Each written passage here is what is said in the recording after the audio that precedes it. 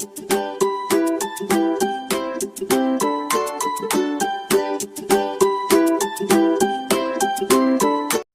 Evening friends, आप सभी का आपके अपने चैनल लास्ट स्टेप पर स्वागत है। तो आज हम लोग बिहार दरोगा प्रैक्टिस सेट नंबर 47 देखेंगे, जिसमें टोटल 40 प्रश्न हैं। 40 प्रश्न है। आप इन प्रश्नों को अच्छे से देखें और इसका उत्तर कमेंट बॉक्स में ज़रूर लिखें। चलिए शुरू करते हैं। तो आज का हमारा पहला सवाल है, पृथ्वी अपने अक्ष के चारों ओर चक्कर लगाती है, यह किस प्रकार के गति का उदाहरण है? कमेंट बॉक्स में आप लोग आंसर जरूर कीजिएगा। पृथ्वी अपने अक्ष के चारों ओर चक्कर लगाती है, यह किस प्रकार की गति का उदाहरण है? तो इसका आंसर हो जाएगा बी, यानी घूर्णन गति का। समय के साथ किसी स्थिर वस्तु के सापेक्ष किसी पिंड का निकाय की स्थिति में होने वाले परिवर्तन को गति कहते हैं। पृथ्वी अपने अक्ष के चारों ओर चक्कर लगाती है, उसे घूर्णन गति कहा जाता है। नेक्स्ट क्वेश्चन आज का, हवाओं में कौन सी ऊर्जा होती है? हवाओं में कौन सी ऊर्जा होती है? तो इसका आंसर जाएगा सी, यानी गतिज ऊर्जा होती है। हवाओं में केवल गतिज ऊर्जा होती है। हवाओं की गतिज ऊर्जा को एक रूप से दूसरे रूप में बदला जाता है, जैसे यांत्रिक ऊर्जा या विद्युत ऊर्जा में। नेक्स्ट क्वेश्चन आज का, फरवरी 2021 में नेशनल हॉर्टिकल्चर फेयर का आयोजन कहाँ किया गया था? फरवरी 2021 में नेशनल हॉर्टिकल्चर फेयर का आयोजन कहाँ किया गया था? तो यह किया गया था बेंगलुरु में। 8 से 12 फरवरी 2021 के मध्य national horticulture fair 2021 Bengaluru Karnataka में आयोजित किया गया था। इसका जो थीम था वह horticulture for startup and stand up India था। इसका आयोजन ICAR Indian institute of horticulture research Bengaluru द्वारा किया गया था। नेक्स्ट क्वेश्चन आज का, हाल ही में कौन सा राज्य ई कैबिनेट प्रणाली लागू करने वाला देश का पहला राज्य बन गया है? हाल ही में कौन सा राज्य ई कैबिनेट प्रणाली लागू करने वाला देश का पहला राज्य बन गया है? तो यह बन गया है हिमाचल प्रदेश। हिमाचल प्रदेश सरकार द्वारा शिमला में पहली ई कैबिनेट का उद्घाटन किया गया। कैबिनेट ज्ञापन और कैबिनेट की कार्यवाही को कागज रहित बनाकर हिमाचल प्रदेश ई कैबिनेट प्रणाली को लागू करने वाला देश का पहला राज्य बन गया है। नेक्स्ट क्वेश्चन आज का, किस मंत्रालय द्वारा वर्चुअल भारत वर्ष 2021 का आयोजन किया गया है? किस मंत्रालय द्वारा वर्चुअल भारत पर्व 2021 का आयोजन किया गया? तो इसका आंसर हो जाएगा सी, यानी पर्यटन मंत्रालय द्वारा। पर्यटन मंत्रालय द्वारा वर्चुअल भारत वर्ष 2021 का आयोजन किया गया। पर्यटन मंत्रालय ने भारत पर्व पर्यटन मंत्रालय द्वारा वर्चुअल भारत पर्व 2021 का आयोजन किया गया। पर्यटन मंत्रालय ने भारत पर्व 2021 में 3 वर्चुअल मंडप, देखो अपना देश, स्टैच्यू ऑफ यूनिटी और अतुल्य भारत समर्पित किया। नेक्स्ट क्वेश्चन आज का, सभी प्रारूपों में 10,000 अंतर्राष्ट्रीय रन बनाने वाली पहली भारतीय महिला क्रिकेटर कौन बन गई हैं? सभी प्रारूपों में 10,000 अंतर्राष्ट्रीय रन बनाने वाली पहली भारतीय महिला क्रिकेटर कौन बन गई हैं? तो यह बन गई हैं मिताली राज। अंतर्राष्ट्रीय क्रिकेट टेस्ट, वनडे और T20 में 10,000 रन पूरे करने वाली भारत की पहली और दुनिया की दूसरी महिला क्रिकेटर मिताली राज बन गई हैं। उनसे आगे सिर्फ इंग्लैंड की दिग्गज क्रिकेटर चार्लेट एडवर्ड हैं। नेक्स्ट क्वेश्चन आज का, भारत का सबसे बड़ा फ्लोटिंग सोलर पावर प्लांट कहाँ स्थापित किया जा रहा है? भारत का सबसे बड़ा फ्लोटिंग सोलर पावर प्लांट कहाँ स्थापित किया जा रहा है?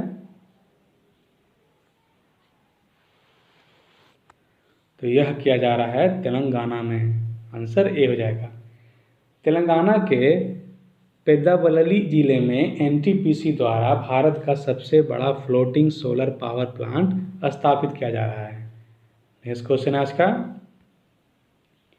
हाल ही में किसे राष्ट्रीय सुरक्षा गार्ड यानी एनएसजी का महानिदेशक नियुक्त किया गया है?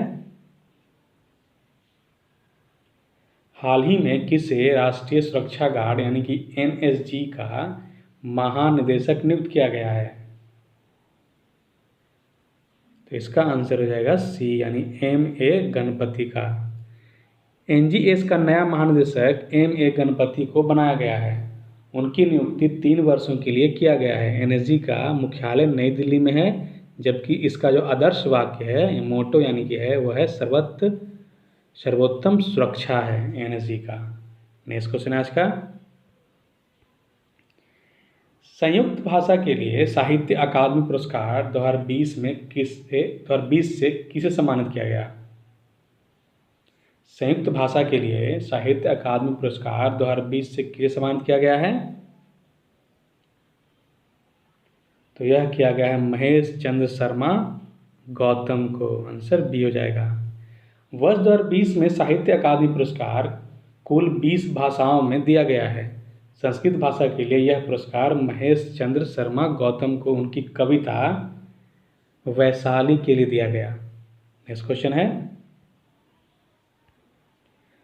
67वें राष्ट्रीय फिल्म पुरस्कार 2021 के तहत किस अभिनेत्री को सर्वश्रेष्ठ अभिनेत्री का पुरस्कार दिया गया?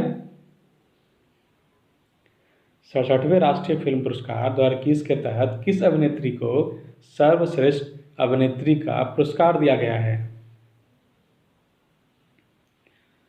तो यह दिया गया है कंगना रनौत को।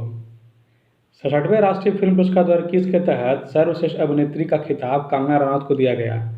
उन्हें यह पुरस्कार पंगा तथा मणिकर्णिका फिल्म में बेहतर अभिनय के लिए दिया गया है। नेक्स्ट क्वेश्चन आज का, किस राज्य ने कुपोषण से लड़ने के लिए सामर अभियान की शुरुआत की है? किस राज्य ने कुपोषण से लड़ने के लिए सामर अभियान की शुरुआत की है? तो यह किया है झारखंड ने। झारखंड की राज्य सरकार ने कुपोषण से निपटने के लिए सामर नामक अभियान की शुरुआत की है। इस अभियान को 1000 दिनों के लक्ष्यों के साथ शुरू किया गया है। नेक्स्ट क्वेश्चन आज का, अटलांटिक महासागर को पार करने वाली सबसे कम उम्र की महिला कौन बन गई हैं? अटलांटिक महासागर को पार करने वाली सबसे कम उम्र की महिला कौन बन गई हैं? तो इसका आंसर हो जाएगा बी यानी जैस्मिन हैरिसन बन गई हैं। यूके की जैस्मिन हैरिसन अटलांटिक महासागर को पार करने वाली दुनिया की सबसे कम उम्र की महिला बन गई हैं। 21 वर्षीय जैस्मिन पेशे से एक तैराकी प्रशिक्षक हैं। नेक्स्ट क्वेश्चन आज का, हाल ही में किस देश ने दुनिया के सबसे बड़े पवन ऊर्जा संयंत्र के निर्माण की घोषणा की है? हाल ही में किस देश ने दुनिया के सबसे बड़े पवन ऊर्जा संयंत्र के निर्माण की घोषणा की है? तो इसका आंसर हो जाएगा सी यानी दक्षिण कोरिया ने। दक्षिण कोरिया ने वर्ष 2030 तक देश में विश्व का सबसे बड़ा पवन ऊर्जा संयंत्र का निर्माण करने से संबंधित योजना को मंजूरी दी है। इस पवन ऊर्जा संयंत्र की स्थापना दक्षिणी पश्चिम तटीय शहर सिनान में की जाएगी। इसकी अधिकतम क्षमता जो होगी वह 8.2 गीगावाट होगी। नेक्स्ट क्वेश्चन आज का, हाल ही में मारियो खींची ने किस देश के नए प्रधानमंत्री के रूप में शपथ ली है? हाल ही में मारियो खींची ने किस देश के नए प्रधानमंत्री के रूप में शपथ ली? तो इसका आंसर हो जाएगा बी यानी कि इटली। यूरोपीय सेंट्रल बैंक के पूर्व प्रमुख मारियो खींची ने औपचारिक रूप से इटली के अगले प्रधानमंत्री के रूप में शपथ ग्रहण किया है। नेक्स्ट क्वेश्चन आज का, प्रसिद्ध पुस्तक Indian 71 year test the journey to times in Australia के लेखक कौन हैं? प्रसिद्ध पुस्तक Indian 71 year test the journey to times in Australia के लेखक कौन हैं? तो इसका आंसर हो जाएगा सी यानी कि R Kaushik. India's 71 year test the journey to time in Australia पुस्तक का लेखन क्रिकेटर पत्रकार आर कौशिक द्वारा किया गया। तो आज का 16 नंबर क्वेश्चन है हमारा, दिसंबर 2020 में भारतीय अंतरिक्ष अनुसंधान संगठन यानी कि इसरो ने किस ध्रुवीय प्रक्षेपण यान से नए संचार उपग्रह CMS-01 का सफल प्रक्षेपण किया? 16 नंबर क्वेश्चन आज का, दिसंबर 2020 में भारतीय अंतरिक्ष अनुसंधान संगठन यानी कि इसरो ने किस ध्रुवीय प्रक्षेपण यान से नए संचार उपग्रह CMS-01 का सफल प्रक्षेपण किया? तो इसका आंसर हो जाएगा डी यानी PSLV C50 से। नेक्स्ट क्वेश्चन है आज का, दिसंबर 2020 में अमेरिकी थिंक टैंक टैट इंस्टीट्यूट एवं कनाडा के फ्रेजर इंस्टीट्यूट द्वारा संयुक्त रूप से जारी मानव स्वतंत्रता सूचकांक में भारत का स्थान क्या रहा है?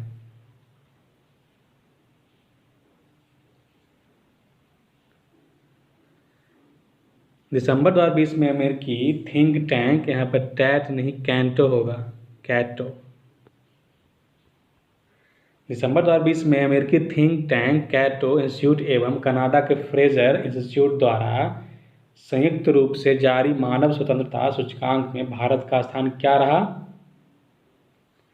तो इसका आंसर हो जाएगा सी यानी 111वां रहा। दिसंबर 2020 में अमेरिकी थिंक टैंक कैटो इंस्टीट्यूट एवं कनाडा के फ्रेजर इंस्टीट्यूट द्वारा संयुक्त रूप से जारी मानव स्वतंत्रता सूचकांक में भारत को 111वां स्थान प्राप्त हुआ है। इस सूचकांक में 162 देशों को शामिल किया गया था।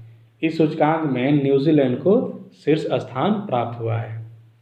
नेक्स्ट क्वेश्चन है, स्टार्टअप इंडिया अंतर्राष्ट्रीय सम्मेलन 2021 का आयोजन कहाँ किया गया? स्टार्टअप इंडिया अंतर्राष्ट्रीय सम्मेलन 2021 का आयोजन कहाँ किया गया?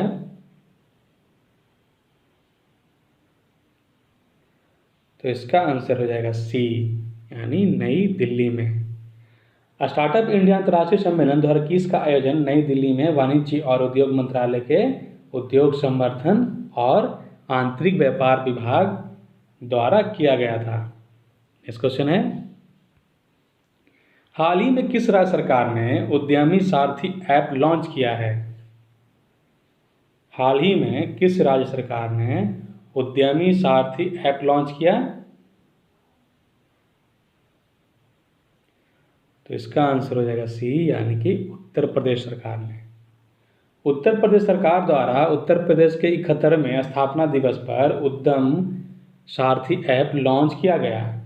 इस ऐप से युवाओं को राज्य भर में स्वरोजगार और नौकरी उद्योग से जुड़ी हर एक जानकारी मिल सकेगी। जनवरी 2021 में लॉन्च किए गए इनोवेशन सैंडबॉक्स वेब पोर्टल का संबंध निम्नलिखित में से किससे है? जनवरी 2021 में लॉन्च किए गए इनोवेशन सैंडबॉक्स वेब पोर्टल का संबंध निम्नलिखित में से किससे है? तो इसका आंसर हो जाएगा मुंबई स्टॉक एक्सचेंज या फिर बम्बई स्टॉक एक्सचेंज। जनवरी 2021 में बम्बई स्टॉक एक्सचेंज ने एक innovation sandbox web portal launch किया है जो फिनटेक फर्मों एवं व्यक्तियों को अपने अनुप्रयोगों का ऑफलाइन परीक्षण करने में सक्षम बनाता है। इसे भारतीय प्रतिभूति एवं विनिमय बोर्ड के दिशा निर्देशों के अनुसार स्थापित किया गया है। नेक्स्ट क्वेश्चन आज का, निम्नलिखित में से डिजिटल इंश्योरेंस का ब्रांड एम्बेसडर बनाया गया है? डिजिटल इंश्योरेंस का ब्रांड एम्बेसडर किसे बनाया गया?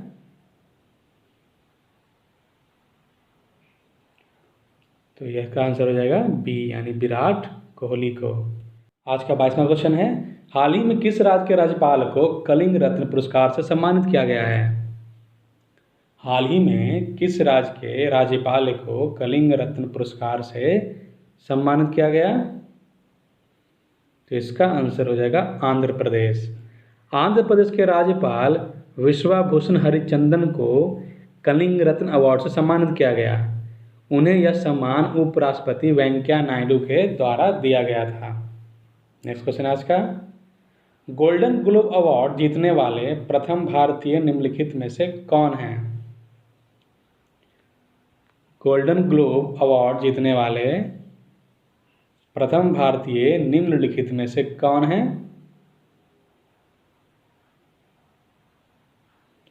तो इसका आंसर हो जाएगा बी, यानी AR रहमान।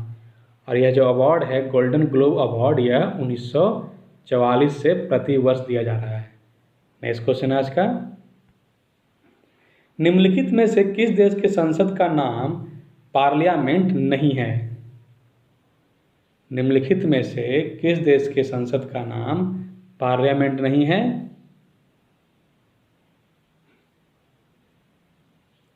तो इसका आंसर हो जाएगा ए, यानी कि पोलैंड। पोलैंड के संसद का जो नाम है वह सोजिम है। बाकी ऑस्ट्रेलिया, कनाडा और ब्रिटेन का जो संसद का नाम है वह पार्लियामेंट है। पोलैंड का सोजिम। नेक्स्ट क्वेश्चन है, संयुक्त राष्ट्र संघ के किस अंग को विश्व की लघु संसद कहा जाता है? संयुक्त राष्ट्र संघ के किस अंग को विश्व की लघु संसद कहा जाता है?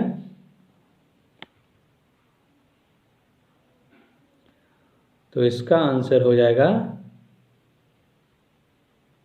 डी, यानी परिषद महासभा। संयुक्त राष्ट्र संघ की स्थापना जो हुई थी वह 24 अक्टूबर 1945 को किया गया था। वर्तमान जो इसके सदस्य हैं वह 193 सदस्य हैं। और संयुक्त राष्ट्र संघ का जो अंग है वो टोटल 6 है, 6 अंग हैं। महासभा, सुरक्षा परिषद, आर्थिक एवं सामाजिक परिषद, प्रन्यास परिषद, अंतर्राष्ट्रीय न्यायालय और छठा सचिवालय। नेक्स्ट क्वेश्चन आज का, बाकर शब्द का संबंध किस खेल से है?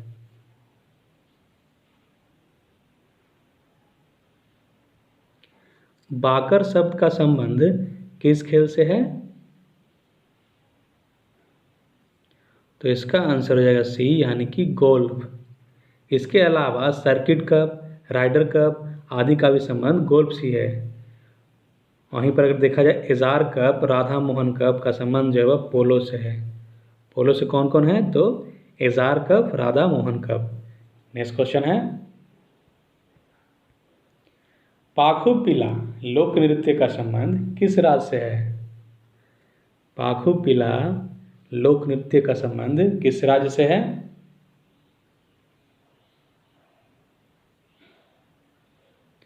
तो इसका आंसर हो जाएगा ए, यानी कि मिजोरम से। पाखुपिला के अलावा खानटम, चेरोकान जो है वह भी लोक नृत्य है, मिजोरम का ही है। पाखुकला एक हो गया, दूसरा हो गया खानटम, तीसरा चेरोकान। नेक्स्ट क्वेश्चन आज का, भारतीय उपमहाद्वीप के अंतर्गत कुल कितने देश आते हैं? भारतीय उपमहाद्वीप के अंतर्गत कुल कितने देश आते हैं?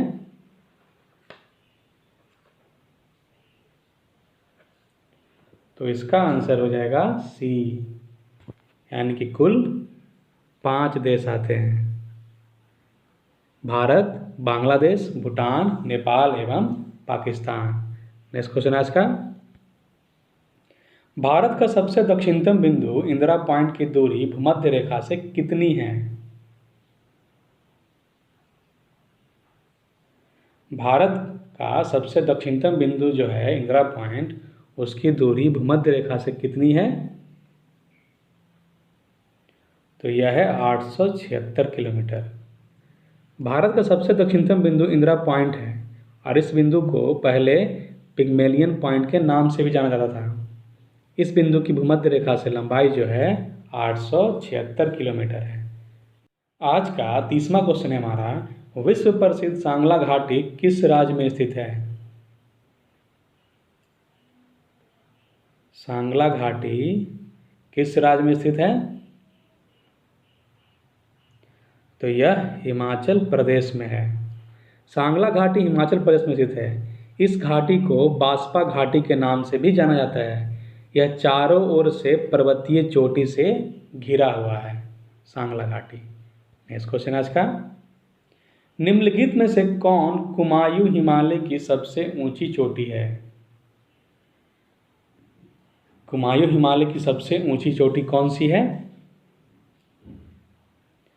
तो यह नंदा देवी है। आंसर डी हो जाएगा। कुमायूं हिमालय की सबसे ऊंची चोटी जो है वह नंदा देवी है, जो भारत की तीसरी सर्वोच्च चोटी में से एक है। यह भारतीय राज्य उत्तराखंड में स्थित है। नेक्स्ट क्वेश्चन आज का, अरुणाचल प्रदेश के उत्तर पश्चिमी भाग में स्थित दर्रा निम्न में से कौन सा है? अरुणाचल प्रदेश के उत्तर पश्चिमी भाग में स्थित दर्रा निम्न में से कौन सा है? तो यह है बोमडीला। बोमडीला दर्रा अरुणाचल प्रदेश के उत्तर पश्चिमी भाग में स्थित है। यह दर्रा अरुणाचल प्रदेश को तिब्बत की राजधानी लहासा से जोड़ता है।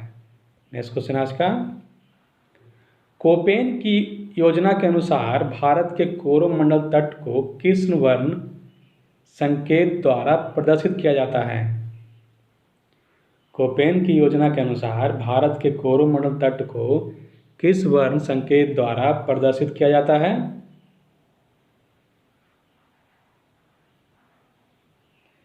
तो यह किया जाता है AS के द्वारा।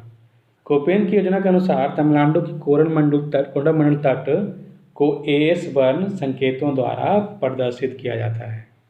नेक्स्ट क्वेश्चन आज का, वन रिपोर्ट 2019 के अनुसार देश में सर्वाधिक वन क्षेत्र किस राज्य में है? वन रिपोर्ट 2019 के अनुसार देश में सर्वाधिक वन क्षेत्र किस राज्य में स्थित है? तो इसका आंसर हो जाएगा C, यानी कि मध्य प्रदेश में। वन रिपोर्ट 2019 के अनुसार देश में सर्वाधिक वन क्षेत्र मध्य प्रदेश राज्य में स्थित है। क्षेत्रफल के अनुसार सर्वाधिक जो वन क्षेत्र वाले राज्य हैं वह है मध्य प्रदेश, अरुणाचल प्रदेश, छत्तीसगढ़। नेक्स्ट क्वेश्चन आज का, भारत में वन महोत्सव की शुरुआत किस वर्ष की गई थी?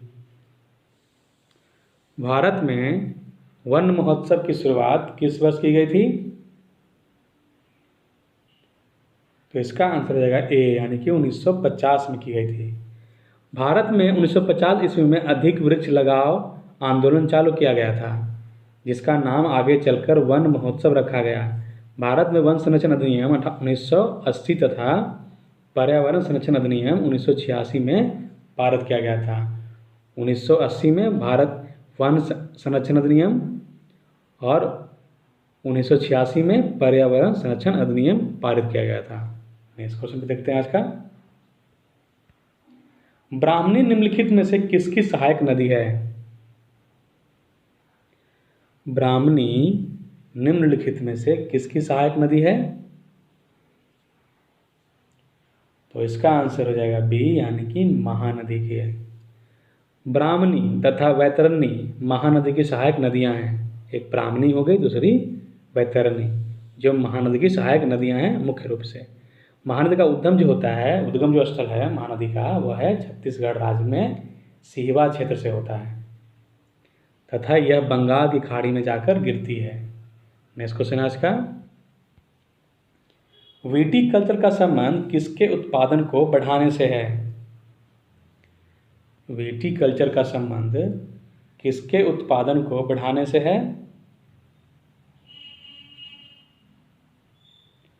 तो इसका आंसर हो जाएगा C, यानी कि अंगूर। नेक्स्ट क्वेश्चन है आज का, निम्नलिखित में से किस पंचवर्षीय योजना का मॉडल प्रणब मुखर्जी ने तैयार किया था? निम्नलिखित में से किस पंचवर्षीय योजना का मॉडल प्रणब मुखर्जी ने तैयार किया था?